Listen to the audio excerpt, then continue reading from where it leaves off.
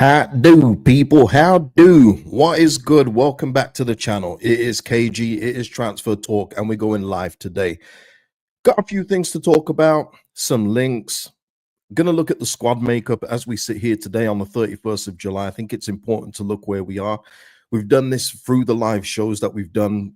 I pretty much do them weekly now, the live ones, and we always see where we are. Now, we had a couple of good weeks. This one's been a bit of a lull, and as from the comments, you can really tell there's a lull with it and everything else like that. People going at each other, and everything else like that. But we're here to talk about a few things. So I've got a format to the show today, but if anyone throws up anything of interest, we can pivot. That's what we do when we go live. One of those.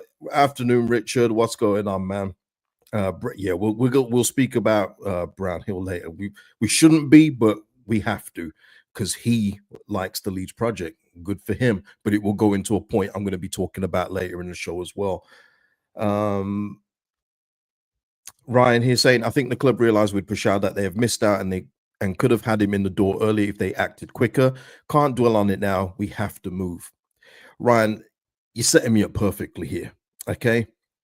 You're setting me up perfectly for where I want to start, because we're talking about the squad makeup today. And let me just say, this conversation would be very different if we didn't have Lucas Perry in the door. Very, very different. There are things that we need to improve on and sign in key areas and depth. That is without a shadow of a doubt. If we didn't have a goalkeeper, I'd be looking at this very bleakly right now. But we signed Perry, what is it now, 5 days ago, maybe 6 coming up now. And obviously things have stalled as of today, but there's still so much work to be done with this squad. And I think as well, Ryan's point here, acted quicker. This is what I was talking about earlier. Now, this is perfect world scenario, of course, but I would have got in those kind of key players early in the door, because if we're being real, if we're being fair, Bonal would still be available right now. I mean, he's currently injured with us right now, but he would still be available at Wolfsburg. I don't think anyone was rushing to get Bonal. Mecha could possibly still be free, looking for a new club right now if he hadn't moved to maybe Turkey or somewhere by now.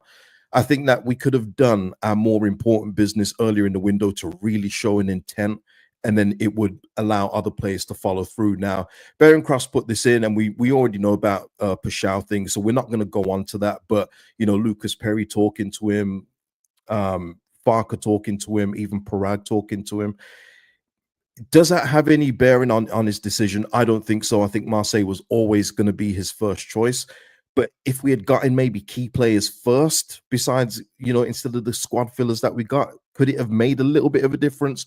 Who knows? But I still think Marseille was his first choice. And obviously, with all the talks that these guys had with him, he was always going to go there. So fair enough. It was obviously not a blatant no. There was always going to be a little open window while Marseille were gathering the funds together. But it wasn't to be. But then you have to move on. But my thing is, and I mentioned it in the video yesterday, the list can't go from Igor Pashao to some of the names we've been seeing linked this week after the Pashao news. It just can't be like that.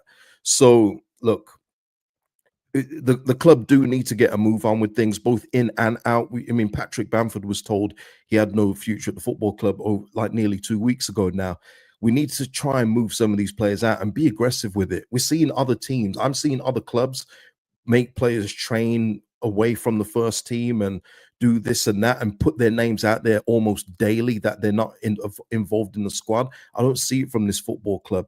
It seems like we're still trying to do everything behind the scenes, but sometimes you need a public declaration of players that aren't going to be here. Tim, you've got a comment that I'm going to bring up later, actually. So, and it's nothing against you. It's just the point you made, and you didn't answer my question either. And you're usually quick with the comments. But yeah, shout out to you, man. Yeah, we do need to get our skates on for sure. For sure. And listen, Berin put this out in terms of limited available wingers better than the current 4. And there is context behind what he said. But this has happened to Berin before, where he puts this stuff out and then one of the, insiders will put out another report. Now, he's not a winger as such. He can play off the left. But for me, Bilal El Khannouss will probably play more central than anything. He'll probably be the Aronson alternative, if anything like that. But Sasha Tavalieri, who's pretty good with this stuff, said a meeting was held yesterday. Here we go. We got a new one, you know, monitoring, contact made, interested in, but now a meeting was held. You know, add that one to the list. Between Leeds United and Bilal El Khannouss' camp, during which Leeds made clear they are willing to pay the 24.5 million release clause with solidarity contribution and taxes to Leicester City, available until the 15th of August. More to follow soon. And I'm going by no, Tim, don't answer it now. I'm going to do it now live. Come on, man, stick with it. My thing with that, I think that we're going to be doing this. Have they put a deadline on it until the 15th of August? I'm following it in that way. Maybe you guys read it another way, but I'm saying I think Leeds are putting this offer on the table until the 15th of August, which obviously means that he'll be an important signing, but they're not desperate to get their skates on like they have been with others. Sasha has said as well, because we know Crystal Palace are involved in this, but Palace do need to sell Eze before they can sign El Khannouss. Now, I'm good with El Khannouss. I've already said, don't be fooled by the stats of last season. He is a very, very good player, but just like with everything, he got sucked into the suckiness of Leicester City last year, and just, you know, got swallowed up in the relegation stuff. Not everyone is going to be Rafinha. That's you know, the outlier thing. He's the exception, not the rule, where he can carry a team out of the relegation zone. You know, it's just one of those where he got sucked in there. But I think on his next stop, and I did see him go into more like a Palace, maybe a Fulham or somewhere like that. So yeah, this would be a nice addition for Leeds United. Again, is it the Igor Paschal game changing? He starts in the first 11 straight away kind of thing? Maybe not, but he would be a very good addition, and he's got the potential to get to those levels. He's more of a creator than a goal scorer, which again is an issue. I do think that this team does lack a few goals, but he can help us out there. When there's a moment that needs unlocking, he can help out with that. So we'll keep an eye on this one and see where this goes. But obviously, if Leeds are really serious, and this was another point I was going to make, we need to move quicker than this. We always seem to be at this stage when we're doing reports, meeting held, contact with, bids made, negotiating. Sometimes you just need to go in there aggressively. Now, I know they don't want to overspend, and they're probably looking at the PSR thing. Moving players out would help with that too. But, you know, we can't hold, you know, wait around with this in case someone like a Palace does come in eventually and takes him off Leicester's hands. And then who's next on that list? Because it starts to get a little scary for us and what we can possibly attract at this stage. And Jason here saying Sunderland are the example. Well, I'm going to bring you up now, Tim, because you said this yesterday. We need to survive the first year, in my view, to then have decent players pulling the trigger on signing. And I'm assuming you mean signing with us. It has been a good window, but we've stalled rather just now. And I agree with your last part. But Tim, your first bit, and it's not just you. So this isn't me going at you personally, Tim. This is what a lot of this fan base says. And it just baffles me. Because we've had a rejection from Igor Paschal. Now we've got to just settle for anything. We've literally seen Sunderland take a Dingra from Brighton. And even more recently, Granit Xhaka has signed for Sunderland from Leverkusen, where he's won a German championship. Not just that, so, Granit Xhaka, I don't know whether it's for the content of the video, he don't know nothing about Sunderland. You know, he just got he got spoke to by the manager, he got convinced by the project, and he's there. Do you think Sunderland are going into these kind of meetings and going, oh, we got no chance. Maybe if we survive this season, we get a better chance. No, they're going in hard and heavy and selling these guys on a project, and they go into Sunderland. So what makes it any difference to Leeds? And if you want to use a previous example, not just Sunderland, look at Forest, 20 plus years out of the Premier League, 20 plus years out. Their first year back, they're getting Keylor Navas on loan as a goalkeeper. You think Keylor Navas knows about Nottingham Forest or knew about Nottingham Forest much? No, but we know what their owner's like. He's an aggressive, passionate guy. He will put his all into the project, and that's all it will take here. But the expectations of the fans in general sometimes is just so low. Like, and as soon as there's any kind of setback for this football club, it's like give up. But we haven't give up this summer already. When we got knocked back by Siddiqui and Diarra, didn't stop us then going for Anton Stack, did it? You know, you can't just give up because you get one setback, but then you can't drop the quality level to the point where it's on the floor and you're going to get relegated. Tim there. Okay, Tim, you're answering here. Still got to aim high, KG. Most definitely. Maybe didn't make it clear. Yeah, it's not very clear here, Tim. But it's not just you. It's a comment that I see a lot. Once we get knocked back by anything, it's like we're not worthy of getting something greater. And I just don't agree with that. And it also gives the club an out to say, oh, well, we tried for this, but now we're going to give you this instead. And if you want to go onto something like that, it's just so we can get this out of the way. Josh Brownhill, who's been offered a long-term deal by Leicester, he appreciates the Leeds United project. Great. Awesome. So if we're signing Josh Brownhill to go in with what we've got, you know where we're going to end up come the end of the season. His performance in the Championship was brilliant last season. It was absolutely brilliant, but he hasn't done it in the Premier League, and he's had chance after chance to do it. Josh Brownhill is a signing that I expect to see Birmingham go for, or even Wrexham. I think that would be a good signing, or even as they're doing Leicester City. This shouldn't be anything of a choice for Leeds United. This is where we're scraping the barrel. This is not a signing that Leeds United should even be considering. So Josh Brownhill, if you could like the project of Leeds United, good, admire it from afar. Leeds United shouldn't be reciprocating with this. Whose place does he take? Whose place does he take in this team? He just honestly, it's just about raising the standards, man. And I'm always fighting uphill. It would be easy for me just to say, yeah, sign this player, Leeds United will survive, rah, rah, rah. I'll get all the passion merchants in, like, yeah, lose, we're going to do it. But the football world don't work like that, man. So I have to keep it real, to my detriment for most of the time. But if we're going to be signing players like this to what we've already got, we may as well not bother. Doncaster here saying, imagine the club thinking there's no better winger out there than Harrison. Yeah, context behind it. Yeah, going back to Berrin, and then I can click off this Josh Brown thing. I got so many tabs open, people. We got so much to get through. But he was basically saying, I think he was saying more of in terms of, we're not just going to spend 30 million on anybody. In terms of, yeah, just because the money's there, we're not just going to spend it on anyone if they're not going to be a big improvement. But you're right, Jack Harrison. Yeah, listen, and this kind of goes to the Everton thing. We're gonna link this all together. I did have a format, but let's go to this because you mentioned Jack Harrison. David Moyes has been speaking. We're desperate to get things moving because we know time's running out. We're not getting them over the line. One thing's I'll tell the fans straight. Yeah. I'd love to give you news on transfers, but I don't have any. I'm not overly concerned about the results in preseason because they've lost every game so far. Because I don't have the players. Until we add to this squad, we're going to be up against it. The league starts again, and we're not ready for it. Now, David Moyes is just playing the game. He's playing that game of telling the owners to get a move on. Can you get me Grealish on loan? If not, get me my next option. Strengthen this team so I can work properly. David Moyes is just playing the game.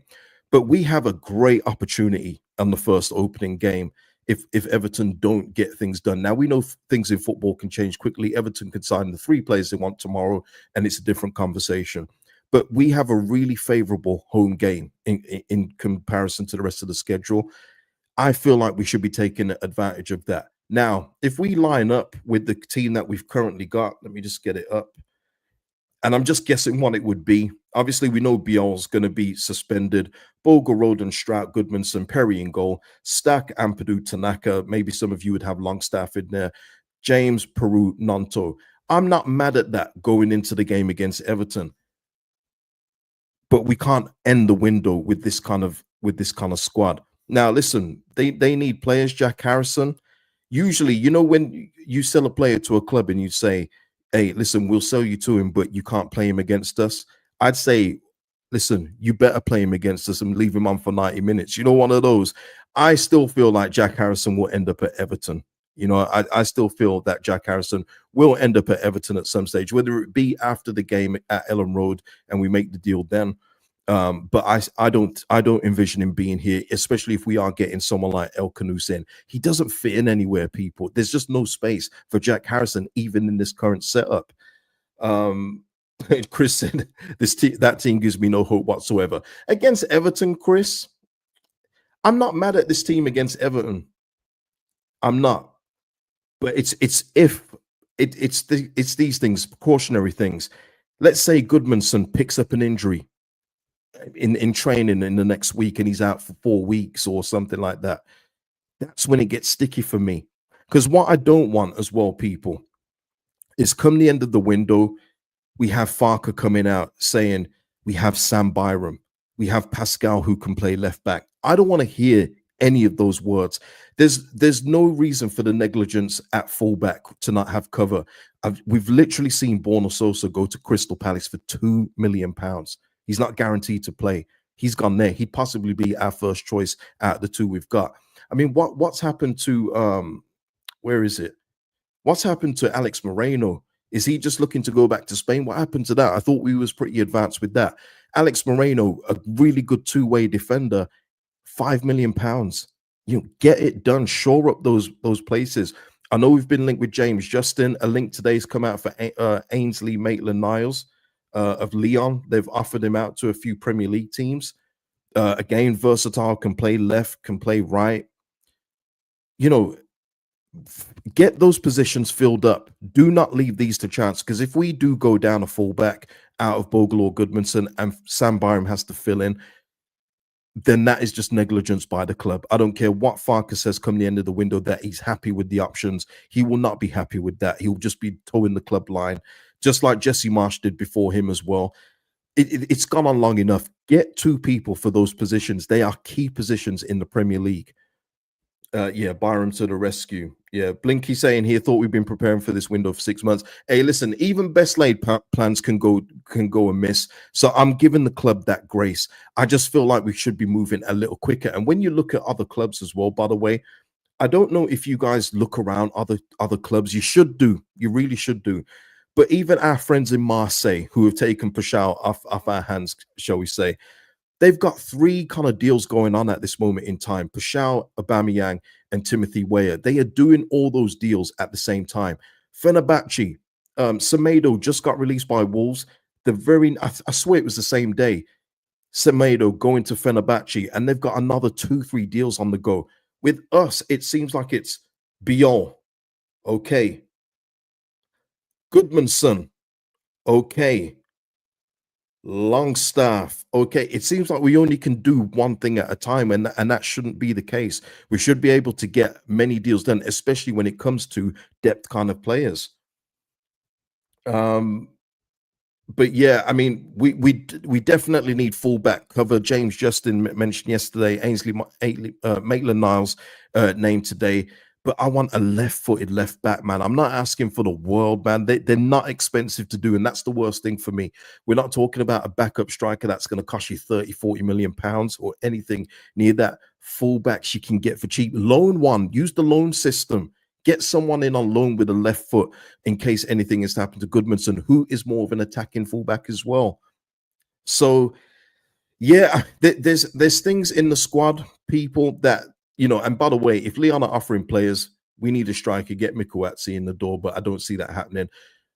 Just touching on Callum Wendo, because a couple of you have asked. He's not coming here. I think Forest have put in a bid now for 30 million for him. They're discussing a deal. He's going to probably end up at Forest, and I think Tottenham have an interest too. So I think the Callum Wendo thing isn't going to happen for us. What's OC Baseball saying here? I need to send you a Bruins hat. Toss that Penguins in the trash. Listen, I got nothing for my Penguins right now. We're not in a good state, but I'm hoping we get Gavin McKenna come the end of this very painful season that is ahead. That's for sure. Yeah, Ryan. Yeah, left-footed left back, man. You want the world. Yeah, and that's the thing as well, Ryan. You're making a joke there, and it's true. See, they make it seem like we are asking for the world when we say things like this, because it hasn't been the norm for so long. It hasn't been the norm for so long that so when you're asking for simple things for this football club, it seems like, no, we can't do that. And unfortunately, it infiltrates to some of the fan base who think, now we've got Goodmanson, we don't need anyone else. We absolutely do, people. Pat here saying, still no dead ball taker. Khannouss doesn't take free kicks. Harmer, 10 million cheaper, a much better option. Yeah. The Harmer thing, I'm kind of giving up at this point in time, Pat and everyone else. That's why I don't really bring him up. I think that we're possibly not even looking at him, because Harmer can play 8, man. He can play 8. We saw him play off the left and right for Sheffield United, by the way. But I don't think we're going to be going in for Gus Harmer at this time. But if that changes, I will be delighted, because I know a lot of you are very cool on him, and it's probably because he does play for Sheffield United. But he is a talent that we would absolutely need. We'd absolutely need a talent like that, and he can take all the set pieces. By the way, there will definitely be one person in the comments that will say, "Wait a minute, you wouldn't take Josh Brownhill that scored 15 goals, but you take Gus Harmer." That just shows the level of football stuff. You know what I mean? Astro Reefer saying, "Forget the Penguins or Bruins, go with the Blues." Yeah, Blues hype, man. I don't like your goalie, man, Binnington, but I guess you'd love him being on this team. But that guy's too sensitive. What are we saying? Here we go. Here we go. All right, we're live. We're live. Let's go. I need to go to Fabrizio. Have I still got him up? Pause. Oh, I've got another Fabrizio thing up as well, because we're going to stick with strikers. I told you, man, there's a lot of tabs open. Like the video, please, if you haven't already, people. Free to do, helps out the channel. Okay, here we are. So Sunderland continuing their spree. Sunderland agree deal to sign Mark Guehi on loan from Chelsea. Here we go. Deal in place for a straight loan. No buy option, as Guehi remains a part of Chelsea's long-term plans. Salary covered by Sunderland, and he'll be an important striker for Labrie plans. So there we are. So Sunderland have got themselves a striker. Again, for me, it's not about what Sunderland are doing here, but it's the fact that they are aggressive and getting things done. Whereas we're like, well, we're considering an offer. Shall we put in an offer? Let's put in this one. Let's fax half of it and fax the other half tomorrow. It seems like we move at a snail's pace. But for me, again, it's not the Mark Guehi. Look, he's going to be Guehi, I should say, whatever his name is. It's not that. It's just that Sunderland are getting their stuff done. And the signing of Xhaka, by the way, I've seen people trying to downplay that. That's insane talk to me. How can you downplay Granit Xhaka? Pace was never a part of his game, so that's never been an issue for him. He is a solid midfielder, and one hell of a long shot on him too. He does have a Stanley Cup. Listen, he was good then, but then you got bit by he won us a cup. Bet you regret that contract a little now, Astro Reefer. Bet you, if you could get out of it, I'm sure you would, right?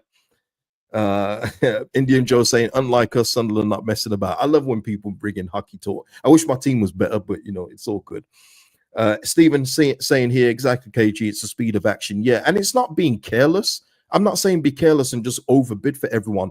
Far from it. But if a club gives you an indication of what they're looking for and you've got a valuation, if you can't meet halfway, who's next on the list? Don't just keep on going round in circles. What it seems like we do. I mean, I brought this up weeks ago in terms of the signing of Biol. Fabrizio confirmed it like 4 days before we did. I know there was delay with his honeymoon and everything last like that, but we just seem to be taking a while with stuff. Chris saying here, I wouldn't mind going slow as if we were getting in quality, but look at the state of our signings. Yeah, Chris. Yeah, I mean, look, I'm with you there, and I've already said with some of these signings, like a Longstaff, he's going to need quality around him. If you're looking at Longstaff as your main signing, you're in trouble. He needs to be that one that gets that ball back, give it off to the better players. And as we're seeing, in terms of this honeymoon FC, that's tremendous. Yeah, I think Chris is happy with those. Biol, Perry, and Stack. I'm happy with those three. I'm definitely happy with those three. But as we've seen as well, Rodrigo Muniz has got interest from Newcastle, which is obviously one that we have been long linked with this summer. And there's been a lot of, he's interested. But obviously, if Newcastle lose Isak, which they are, if they lose him, go into Champions League Newcastle for Rodrigo Muniz makes all the sense. I'm not even mad at it. You know what I mean? But we move on. And we have, we're linked to Dovbyk, I should say. If we get him over Muniz, I'm not unhappy. If we can get Mitrovic, I'd be happier. But there's other strikers out there. I just think because we've been linked with him so long, we kind of thought, oh, he's coming in. We kind of thought we are going to be linking up Pashao and Muniz, and now we could end up with neither one. But there will be other forwards out there, people. Kevin, oh, that's very generous. Thank you so much for the super chat. Thank you so much, man. Really appreciate the support. And thank you to Mr. P for the super thanks on the last video as well. Thank you so much, Kevin. I'll leave that up for a little bit, man. That's love, man. That's love. Oh, I can't leave it up because Bobby's come in. I will come back to you, man. How do we not have a backup option to Pashao? Should have had one ready if that didn't work out. We move like there's no other teams to compete with. That's another thing. Bobby, perfect point. And I hope I'm not coming off unhappy here. I'm just trying to give you the state of play as we are today on the 31st of July, with only like 2 weeks away from the season starting, where there's still work to do within this squad. But that's another thing as well. We can't be scared of competition. You know, obviously, I've just given you Rodrigo Muniz with Newcastle.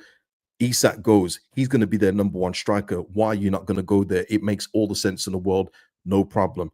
But we are going to have competition for other players. We're in the Premier League. So if we're looking at certain players of a certain quality, then there's going to be competition for those kind of players. We saw with Longstaff. He's another one I put in the banal Metcha thing, where I think if he's still at Newcastle now, I don't think anyone else in the Premier League is going to sign Sean Longstaff. That's a deal that, again, we could have possibly waited for. He's in the door now, so cool. But we've made signings that we've had a clear run of certain players. Maybe there was competition for Biol. They said that in the signing statement, didn't they? But overall, the rest of the team, maybe apart from Perry recently, we've had clear runs at. But the better players that are going to take you to that next level, there's going to be competition for them. And you can't be scared of that. And you can't just back out just because someone is interested in the same player as you. Where do you think McAtee lands, if anywhere? Maybe Forest. Maybe Forest. I don't see McAtee coming down to where we're going to be in the league. I don't see it, unless Sunderland bid, of course, because whatever they're selling, people are buying. I'm going to say that they put whatever package they're putting together, people are buying it. But yeah, I see McAtee probably wanting to stay in that top half of the table. Maybe a Brighton. No, Brighton don't need him, do they? Maybe that kind of team. But yeah, Nottingham Forest or that kind of level, I think he'll go. But yeah, so where am I at now? I've got so many things open. What we on? So striker talk, done that. Ainsley Maitland-Niles, done that. McAtee, hand him over. Callum Wendo, talked about fullbacks. Guys, we got to get fullbacks. Got to say that again. Jack Harrison, get him to Everton. Line up against. Got so many things open. Oh my Lord. But yeah.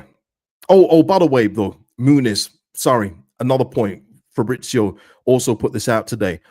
Muniz isn't their only option, of course. Visser, who's been absent from training from Brentford due to a promise that was made to him, according to him and his agent, that they would allow him to move. He wants a Newcastle move, and they're also talking to Sesko as well. But it seems that Sesko is leaning more towards Man United, which will definitely disappoint Mike of my subscribers. But yeah, so Newcastle have got a few irons in the fire, but it doesn't mean that, you know, Muniz is going to go there, but he is an option they're considering. Yeah, okay, yeah, Blinkyfish saying here Newcastle want 2 strikers. Yeah. So they'll probably, if they're going to go for 2, it won't. I don't think they're going to get Sesko. I think he's going to probably go Man United. I think it will be Visser and maybe Muniz. Maybe that will be the 2 to replace Isak, because that's one hell of a loss, man. And not to go on about Newcastle, but wow, finishing Champions League and ending up with Aaron Ramsdale as a goalkeeper, losing Isak. It's rough, man. I'd hate that for us, man. That would have been like us if we had qualified back in the day. Sorry, I'm going to have to do it 99, 2000 and losing Harry Kewell and Lee Bowyer as we make the Champions League. That would just suck. Oh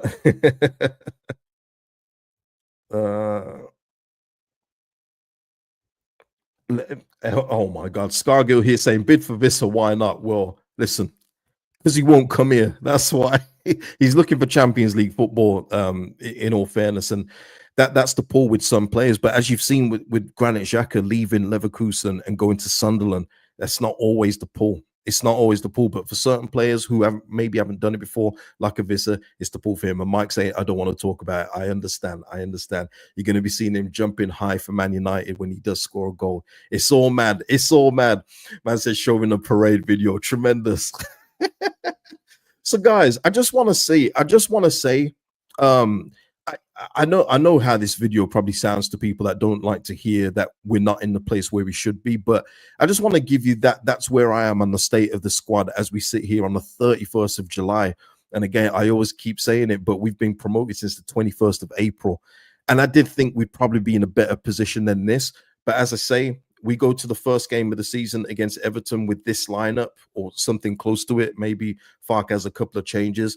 I'm not mad, but it can't be the lineup that goes in against, every other team in the Premier League. It won't work. I mean, and it really is as simple as that. We know Biol will probably replace Strauch, and maybe Longstaff will come in for certain games, depending on the makeup of the opposition midfield. But, even up front, guys, there's a lot of creativity, there's a lot of drive, and there's a lot of will here, but there's not a lot of goals overall. So we do need to fix that. We do need to fix that. What are you saying? Ben Jacob now on El Khannouss. Ben Jacobs kind of hit and miss, but he's usually good with Leicester stuff. In all fairness, I'll give him his credit. Let me just see while I'm live as we're coming to an end to the show.